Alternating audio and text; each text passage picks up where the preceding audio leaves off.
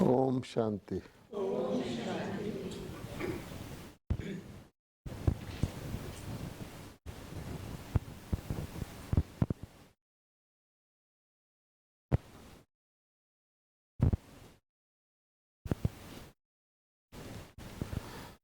Normally, we all believe that knowledge or gyan is the highest attainment. And to be knowledgeful means that a being that is knowledgeful will be able to avoid all the pitfalls of life and able to lead a happy life.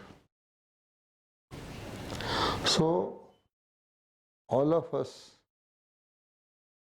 try to acquire as much knowledge in as many fields as possible.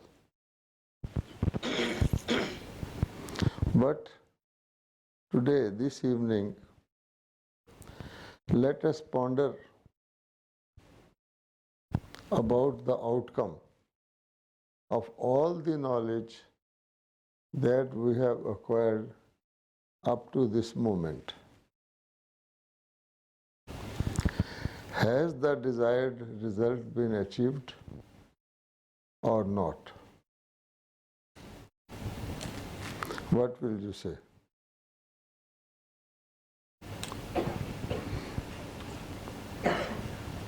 Are we all able to lead our happy life? Are we satisfied with life? Do we no longer require any more knowledge? Or still we are looking for more and more? Now see, the classic statement that an individual today makes is,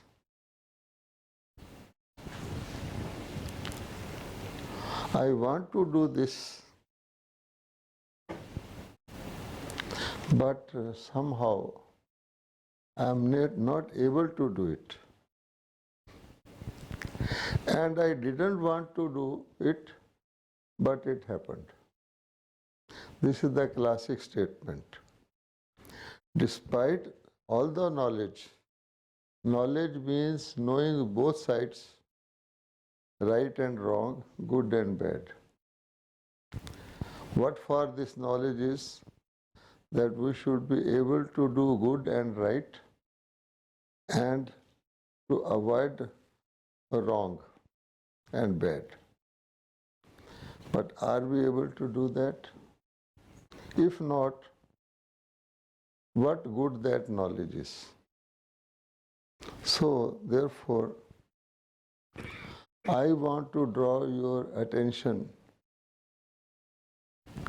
to something higher than knowledge, and that is unipolar, only one-sided, knowledge of only one side, and that is, we all know it, called wisdom. Wisdom. What is the difference between knowledge and wisdom? Wisdom is a spiritual phenomena. Knowledge is a mixed phenomena. So therefore, in India, people worship Saraswati as the goddess of wisdom, not as the goddess of knowledge. This brings us to the interesting and purposeful subject of this evening topic, and that is positive change. When a person imbibes or gets into the intellect both sides of the coin, that is to say, right and wrong, so that causes difficulty in discerning between right and wrong. Why? Because of our own past built up what we call personality traits or sanskars. So those will interfere, and knowing very well that this is right and must be done, our mind will say, well, think, will you be able to do that for sure, or you may be able to do or may not be. So a doubt is created. Similarly, not to do wrong, you have been promising yourself every new year, making so many promises, I will not do this. But again, after some days, you are back to normal. So think twice before pledging with yourself. You will be able to sure not to do it. So there was a person, he said, quitting smoking is so easy, I have done it 12 times already. Therefore, if we want universality, unity, we have to be unipolar. We have to wear only one color goggles. That's all. Only take what is right from the environment and also raise from within what is right, and carefully, consciously avoid what you know is wrong and will definitely, to the extent we do it or not do it, cause us harm. So that is the simple thing. In India, there was an area where rain did not fall for the whole year and all the fodder became dry. The fodder was brought before the cattle. The cattle refused to take it. So they put green goggles on the cattle and they ate it. So that is the idea. So everyone, all of us, are naturally and normally doing it in our life unconsciously. Supposing a person is a vegetarian, he goes to the market. There may be many shops and many places of the otherwise food. But because that person is not concerned, he is watching, he is seeing with his eyes, but it doesn't register in him. He crosses fast from that area. Similarly, a dirty drain comes, so we naturally avoid it, so we put a hanky and try to cross past fast. And supposing you happen to pass through a rose garden, you slow down, you try to inhale the fragrance and so on. So we are doing it naturally, avoiding what we dislike and trying to linger and have more of what we like. Here we have to consciously do it because the input will lead to output. The raw material that you feed to yourself will bring the finished product. The input comes from two sources. One is external, through the ears, through the eyes, through nose, through all the sense organs, depending upon what I have developed as my liking, and also from inside, created through our mind, through our thoughts. And that inside is owing to not any momentary action of the mind, but what has been built up. The tap will give the type of water which is stored in the tank. It is so easy.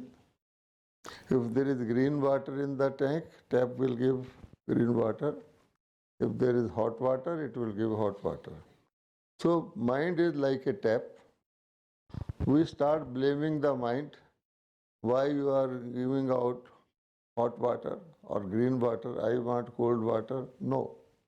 It is what I have built up in the tank. So essentially, what is required is positive change. To change to what is really beneficial to me, what will bring naturally bright future to be. It is as simple as that. How to do it? That should also be as simple as it is said. How to do it? First of all, we have to detach ourselves from our role. We are human beings, not human doings. Today's society gives respect, honor, or recognition to a person depending upon what that person is doing, what is his status. They first ask the status of the person, his position, his possessions, his property, and then accordingly they give that person respect or regard or recognition, not as a human being. Now, in young age, a person is purer than as he grows. We all know it. You see the children going in a school bus, your car is falling, they do not know you at all, they are innocent. So they try to make contact with you and then they start playing like toys, living toys, jumping, dancing, and looking at you and making actions. You are so happy till that bus is inside. Take a little grown up, that person will not do that, and still a mature person, if his car is by your side and just happen to look at him, he may come out and say, why you are staring at me? So this is the situation. Why? Because we have been right from birth told by the whole society that you are not a being, but you are not a human being, but you are as per your status and standing.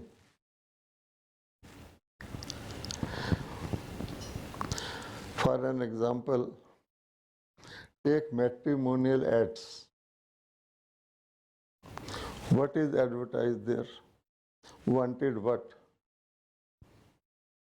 The most paying profession of the day. Wanted an IT expert or whosoever is maybe a doctor or a chartered accountant or a dentist, whatever. Not a single ad will have the statement wanted a good human being, wanted a good life partner. So this explains our society is thinking about human beings. That is why we are supposed to be the superior most of all the species. created by Almighty in His own image. That is to say, we are supposed to have all the virtues and qualities that Almighty, the Supreme, has. But on the contrary, the market of today is not for these things. So, do in Rome as Romans do. So, we are all doing what others are doing, and we are also all getting what others are getting. So, therefore, if we want to come out of the rut, what is the process? In the Brahma Kumaris, it has been made easy. It has been tested and tried in the laboratory of lives of thousands, I may say millions, so that the Brahma Kumaris want to share with their brethren. And what is that? First of all, take a movie actor. A movie actor will play the role, a good hero actor, as per requirement. He becomes a doctor and he acts better than an actual doctor. People pay money to see his performance. You make him a patient in the next movie and he will be crying better than a real patient crying, and people pay for his performance. You may make him a king, you make him a porter, anything, but actor means one who can perform the role better than the actual. That is why the actor attracts.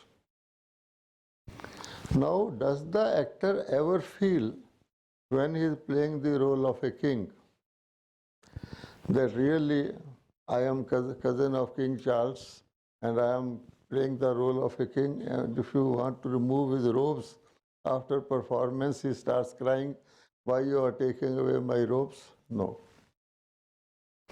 The reason is he understands in his heart he is a different being, he has a different identity, he has a different family, very for sure, and he is only playing a role. And what we normally do in life, we are also actors. That person may be a small time actor and we are lifelong actors. So why can't we also, which is a reality, think that we are different beings, our development, our progress, our happiness, our contentment, all is depending on different factors and not on the role that I am playing. Unfortunately, as the current currency of the day, we all identify with our roles, and here is the result. So, number one, you may be knowing the first lesson that we learn in the Brahma Kumaris is I and my. If the whole lot of people start saying something wrong, it is accepted as right because there is no exception, nobody telling them you are doing the wrong. This is natural. So, we have been identifying ourselves with the my as I, and the I has been forgotten, put in the background. The I is not nourished, the I is not recognized, and in fact, it is the I that is suffering the consequences of a wrong identity. You can call it identity crisis. So, it may be a big statement, but it is a fact. Entire humanity is suffering from identity crisis. We are considering my to be I. If a driver starts thinking he is a motor car, for how long the car will remain undented and without accident? So we are meeting accidents in our life. Now, when I say my nose, my hand, my body, my legs, my clothes, the whole body, my body, where is the I? Who is saying? It means I am thinking that it is the eyes that are looking, it is the ears that are hearing, and so on. But what is the fact? Are the eyes looking, or is some other being looking through the eyes? Eyes are the same. In the morning, someone is my dear friend, but somebody gives me information that he is stepping you in the back. In the evening, I see the same person and I say, get lost. So it is not the eyes, they are seeing the same being. It is the being inside who has got now different information. And secondly, and most importantly, anything that we require in this world, name anything, starting with peace, love, happiness, contentment, have a whole list of all those things. You will find that none of those is physical or material. Is love a physical experience? Is peace something physical? It can be bought somewhere. Contentment, happiness, whatever you may call. Why so? Because the experiencer itself is non-physical and non-material, it is the soul. And we are ignoring the soul. What we wanted, we are used to getting it through the material means. So we have started identifying ourselves with that material thing called body. A person wants air, he is concerned with the fan. He thinks the air is coming from the fan. He doesn't know the mechanics that there has to be electricity behind it and so on. So that is one thing, identity crisis. Okay. Supposing we know this now that I am the soul, this is my body. Will that enable me to implement it also all the time? No, not at all. The whole world will be thinking me, knowing me by name, respecting me by my qualification, whatever it is, and possessions and so on. So I will, if I want to be in the crowd, if I want to be one part of them, I have to be like them. So it becomes very difficult to balance the two things so that you keep your individual entity and try to improve it and also be with the world. But it is a fine art because after all, light is more powerful than darkness. Knowledge and enlightenment is more powerful than ignorance. And if the two meet, the light can show light to others also. Therefore, we have to practice it. It is called overcoming implementation paralysis. We have to implement it. I will give you a simple example. Buttermilk contains butter, but it is mixed in the buttermilk. It is not visible. Similarly, the soul is functioning inside me. It is not visible. One can understand it. So, if you press this finger, you will feel pain and you will think soul is here in the finger also. And you touch anything in the body, you will feel the soul is present in the body, but it is not so. If you churn the buttermilk and the butter comes out, and it looks heavy, but it is floating because it is light. You cannot again mix even a bit of that butter back into the buttermilk. Its property has changed.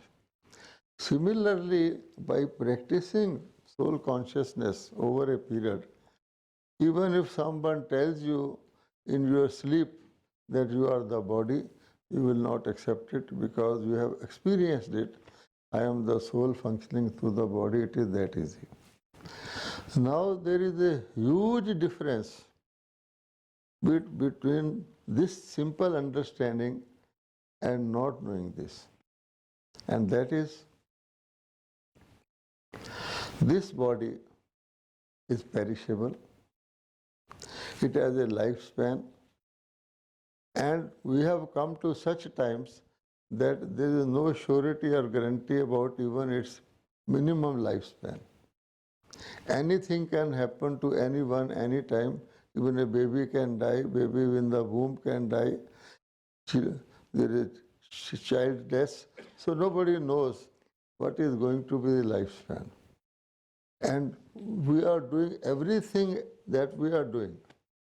Getting education, getting property, assets, forming relationships are only confined up to the limit of my leaving the body. So, isn't it a tragedy that we are working so hard and accumulating certain things, but all the same in our mind there is hanging the fear that any moment I may lose it, especially when you leave some near and dear one in the graveyard and consign that body to the fire or bury it, then you feel this is going to happen to me. One day I am also going to be here. So momentarily one gets that realization, but as soon as you come out, it's gone. At that time they say, look what this man after all took with him, nothing. But as soon as you go out, you will say, let us see what he left for us. So that is the difference.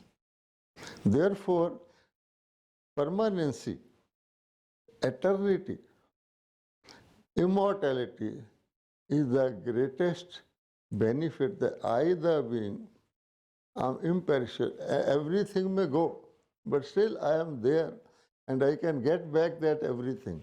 The insurance company won't give it, but this understanding can give it. And so easy. There is a big banyan tree, and it was born out of a small seed. We know that the tree has grown out of the seed, and it also has a lifespan, and one day this tree will die, so to say. It will dry out. Is it the be all and end all of the banyan tree or not? So, the classic question, hen first or egg first, seed first or the tree first, it will leave a seed which can produce the whole banyan tree over again. So I, the being also, I was before I took this body. This body's age is 90 years.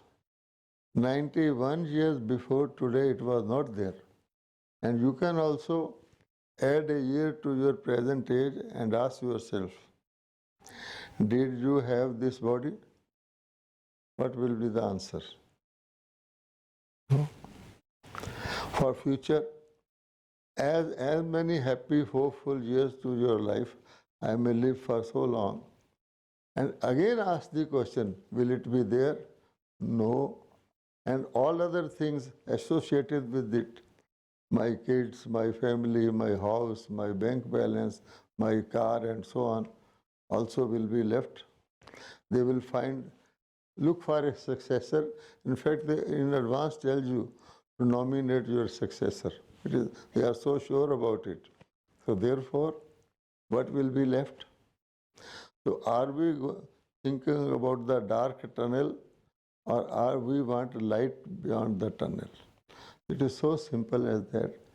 So this understanding, spiritual understanding, is not something practical or something to be pursued or something to be helpful in your life and living. No, it is basic. The purpose of life is that I, the soul, took this body in a particular situation and condition. I should leave it in a better condition. Not that I should barter away my whatever is left of my qualities and attributes and leave this body in a poorer condition. My future will be again poorer by that. It is so simple. So this is what Brahma Kumaris are saying, that consciousness, experiences, feelings, everything is done by the soul, and I have to realize that, I have to experience that through meditation, and I have to live that in my own interest. That is one part of the story. Now, people think that change over from negative to positive, from a mixed life to pure life, is very, very difficult. One may have to do charity, chanting, penances, read scriptures, or do certain things, remember God continuously, turn the beads of, and so many things. Why all this we are doing? And it has grown to extreme. Today there is a, just as in a supermarket, there is a variety of everything. So there is a spiritual, religious supermarket. You have got all the permutation, combination, all the shades. And what we are doing is we are trying from one to the other. Just as in politics, we change one government for the other, thinking that the other will be better. But it's just a changeover only. The question is that we have to see the basic. If you are climbing down the steps, the next step is going to be lower. If you are climbing up the step, the next step is going to be higher. Now tell me, all of us bodily are getting older every day or not? It's a fact. Can anyone avoid it? No, this whole world also, this particular city of yours, those who have lived here for 50, 60 years, they know it has grown older and everything is squeezing and becoming, scarce. Further, 100 years ahead, what is going to happen? It is going to become a garden of Allah, God's paradise, or it's going to become, as per the trend, am I going to get older or can I become a young boy or a baby? Therefore, time always moves forwards. That is the basic. What the whole world is trying to do is to make this whole world new. And when sometimes Brahma Kumaris say there has to be a changeover, there has to be a demolition and then rebuilding, they say, don't say that, please. Don't utter these words. We do not want destruction. The Brahma Kumaris are only telling what has been told to them. We want or we do not want. God has not produced the nuclear weapons. We have produced. Therefore, it is naturally as per situation. When the gardener is away, you will have a forest. And if a forest garden has to be laid, the gardener has to be there. So something is missing. That is why it is becoming a forest more and more. We may accept it or not. Now, therefore,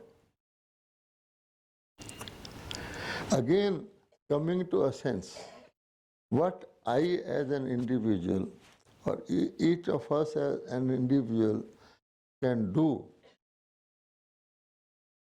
to bring a positive change in myself at least, leave rest of the world.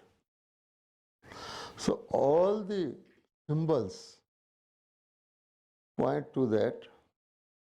We have got the symbol of a lotus flower. What does it convey? What is the speciality of a lotus flower? It is like a raincoat. It protects you from rainfall. It is not affected by rainfall. And we all want, even a wristwatch we want, waterproof, fireproof, anti-magnetic, and so on. But have we ever thought that my being is also fireproof, waterproof, anti-magnetic, and proof of everything, whatever may be happening? People are digging, down the earth, making shelters and so on. But these are artificial. So how can I protect myself? Not only protect, but also be a positive being inside. That is the basic question. Do you think it is very, very difficult, or do you think it is so easy? What do you think?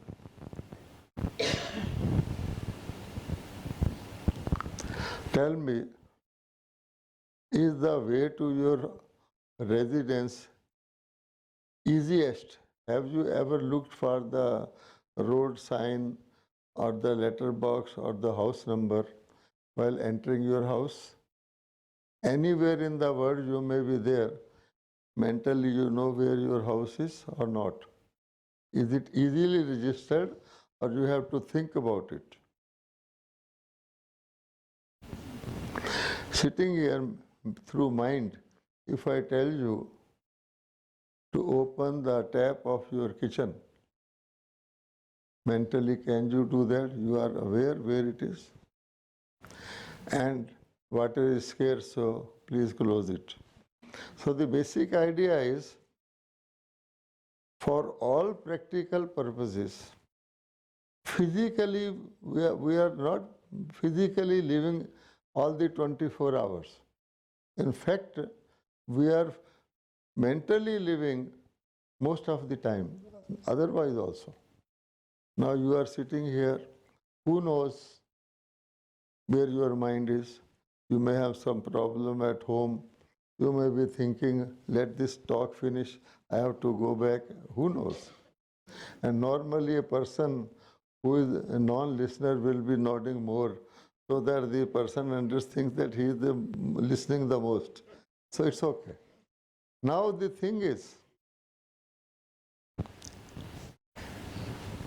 basic law is, it is always easy. The right path is always easy and the wrong path is always difficult. A student also can solve a question easily if he has studied well, and for a student who has been a truant, every question is difficult. Same thing.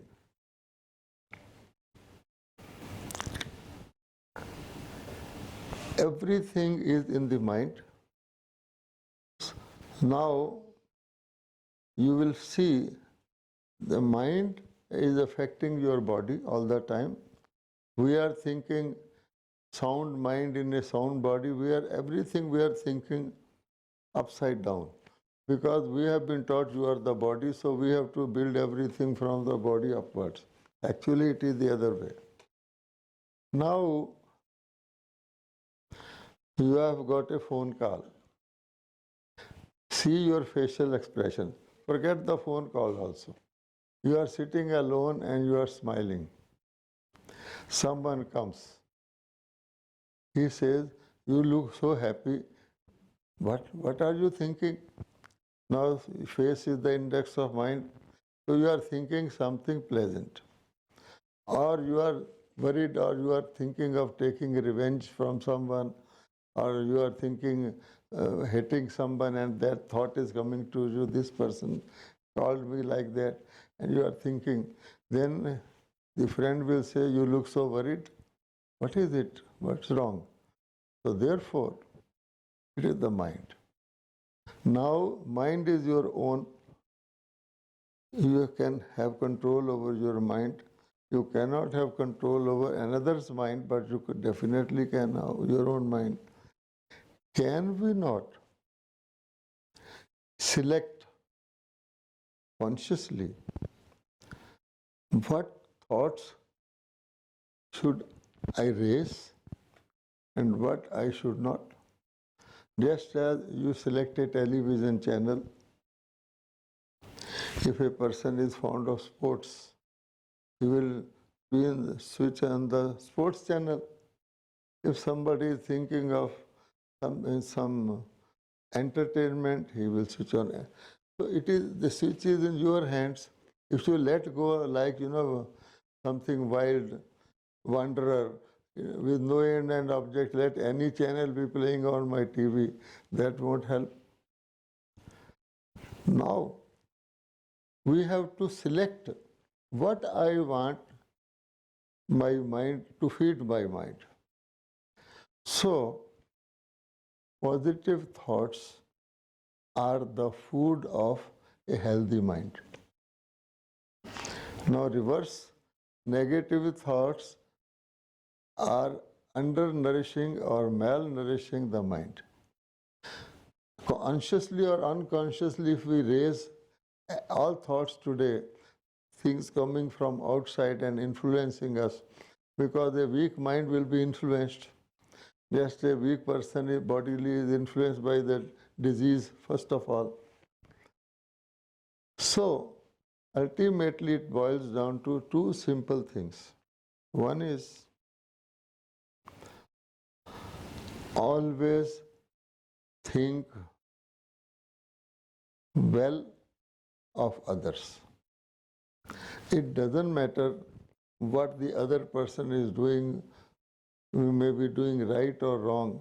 Even a parent, the child may be not doing well, but parent is a well-wisher of the child.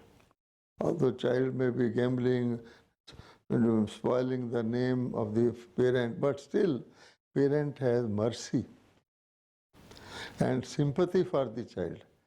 So similarly, for my sake, not for the sake of others, I should have mercy and sympathy and well wishes for others, same way as we think and feel God, we seek from God. We know we are sinners, we have done wrong. We say, we don't argue. We say, God, have mercy on me. Don't look at my sins. In Hindi we have a song, Prabhu ji mere avgun chit na dharo. We have a song. Oh God, don't look at my wrong things. God smiles and says, if I start looking at the wrong deeds of the human beings, I won't be God. So I don't look at it at all. And then God says, okay, you also do not look at the weaknesses of others.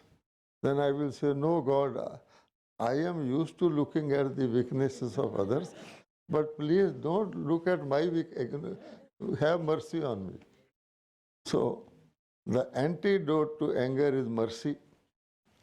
Why God doesn't get angry? He has mercy. Why a grandparent doesn't get angry? Has mercy. So, being well-wisher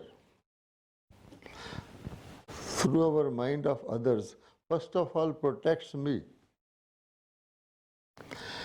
There is a other saying in India, जो तुझको कांटा बोए you know, usko bo tu phool.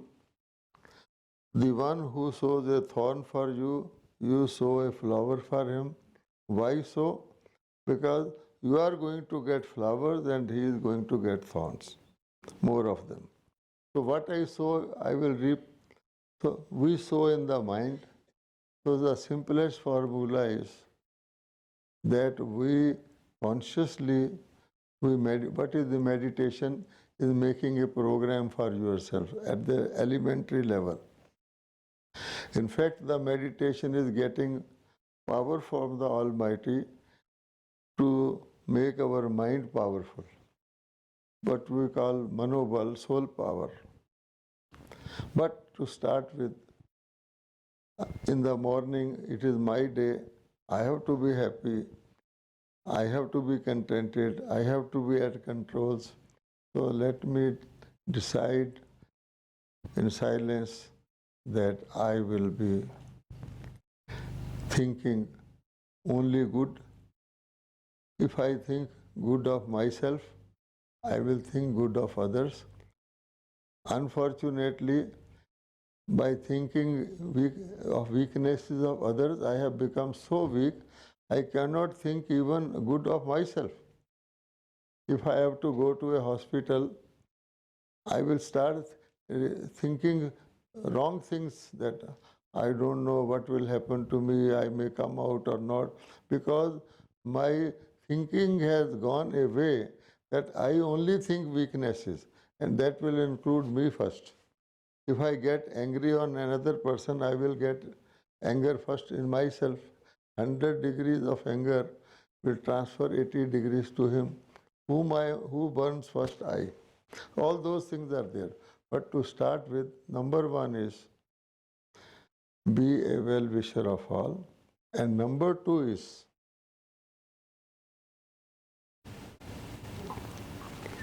have a to-give approach. In life, I have to have a giving approach. Normally we say, give respect, you will get respect. Don't wait for the other one to give you respect and you respond. Give love, you will get love. Giving is getting because it is in consonance with the universal law. In the whole universe, everything is giving. Everything. Nothing is producing or creating anything for itself. This is a very, very important thing to understand. Everyone is giving. Let us, in this room itself, let us see. The chair you are sitting on, why we buy chairs or keep chairs? Because the chairs give us comfortable sitting. Chairs do not give that comfort to themselves. There may be a godown full of chairs, but it is not for chairs themselves, for us to use the chairs. This light bulb is giving light to itself or to us? To us. The tree produces fruit.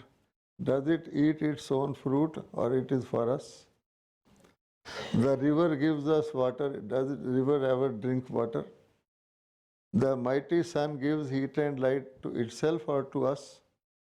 So the universal God is always the giver.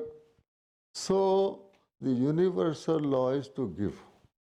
And our ancestors knew this normal fundamental law, so they were called Devtas. Devta means the giver. And in philosophy, all these planets are also called Devta. Chandra Devta, Surya Devta, air means giver. So if we become a giver, then you will be having dignity, self-respect, upper hand. Supposing you have to give 1 pound to someone, your hand will be like this, please take. And if you have to get 100 pound your hand will be like this. So that is the philosophy of it. So therefore, be a giver, you will be an emperor in yourself, and you are definitely going to get, but don't think of getting. I am a chartered accountant by profession, and in accountancy, what we were taught was what comes is gain, what goes out is loss. When I came to Brahma Kumari, I found it is the other way. So I am still a chartered accountant in the worldly sense, but now I follow this rule: give and you will get plenty. You sow one seed, one pea, and you will get whole lot of peas. That is the philosophy. Om Shanti.